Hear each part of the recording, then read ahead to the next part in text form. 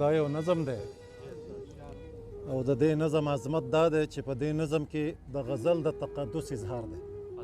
د نظم عنوان دی غزل.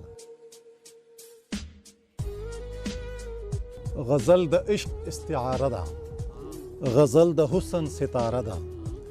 هر مصره کې یې مزاج د عشق وي، د غزل هر یو لفظ معراج د عشق وي. غزل خوشبو د محبت د ګلاب، غزل ګلاب د خوددارۍ د چمن. غزل یو باب د تقدس د کتاب، غزل الهام دی د ذهنونو پتن. غزل د زړه ګونګي حرفونو ته جلا وربخي، غزل د سترګو ملغلرو ته رڼا وربخي. غزل د حسن زیست محور دی، ژوند دی. غزل د کرب ذات هنر دی، خوند دی. غزل اظهار د ژوند د هر اړخ دی، د غزل جفت نظر په هر څیز خښ دی. غزل کې حسن هم شته هم مستی ده، غزل په خپل ذات کې درنه هستی ده.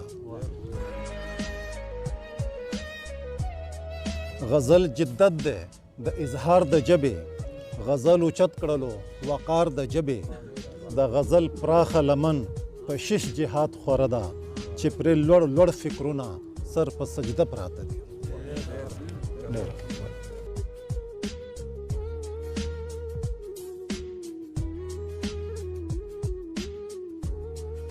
او دا غزل لجی مطلب ده جی سادی چې لکشان خو احساس وې په نیزو کې. دا د دیارلسو چپو غزل دی، زما دا بهر چې کم دی ډېر خوښ دی. سادی چې لکشان خو احساس وې په نیزو کې، څومره واړه واړه زړګوټې و سینو کې.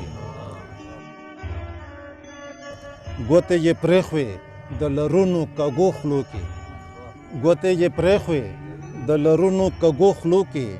او لیچې یې اونغښتې په خپلو لپټو کې. او څه داسې یره وه، څه داسې یره د دوزخ وه په مزغو کې.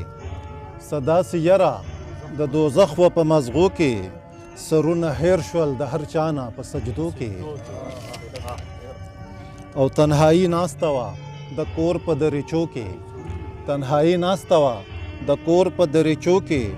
خاموشۍ مستې وې په خپلو هنګامو کې. او هغه تصویر د بلها زړونو پکې نوسو، هغه تصویر د بلها زړونو پکې نوسو. هغه صحره وه په زرګونو آینو کې.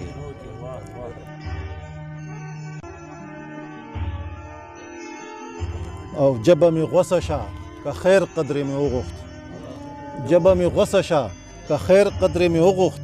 سر مې د پریشي که مې کېښودو په خپو کې. جبه مې غوسه شه که خیر قدرې مې وغوښت، سر مې د پریشي که مې کېښودو په خپو کې. او د احتجاج قدر جرت پکې هم نه و، د احتجاج قدر جرت پکې هم نه و.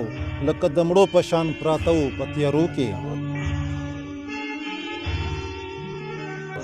او په رڼا ورځ هم څوک له کوره وتی نشي، په رڼا ورځ هم څوک له کوره وتی نشي. خلک څه داسې اوسېږي په کوڅو کې. او ما څو ځله دیوالونه د کور ښکل کړه، ما څو ځله دیوالونه د کور ښکل کړه. زه څو ځله را واپس شوم په تلو تلو کې. ما څو ځله دیوالونه د کور ښکل کړه، او زه څو ځله را واپس شوم په تلو تلو کې. او خپل بدنونه برکوټي صاحب منجاکوټي صاحب خپل بدنونه د ځان سره اوده کړل، خپل بدنونه د ځان سره اوده کړل. سترګې یې کېښودې د کور په دروازو کې. او دا څوک د کلو نه د ژوند په لټون راغلل، دا څوک د کلو نه د ژوند په لټون راغلل. دا چا آباد کړل د دې ښار په هدیرو کې. او مقتارز ده سادي په اوچو سینو بیا اغلول میاندو، سادي په اوچو سینو بیا اغلول میاندو. ماشومان زانګي وږي تږي زانګوټو کې.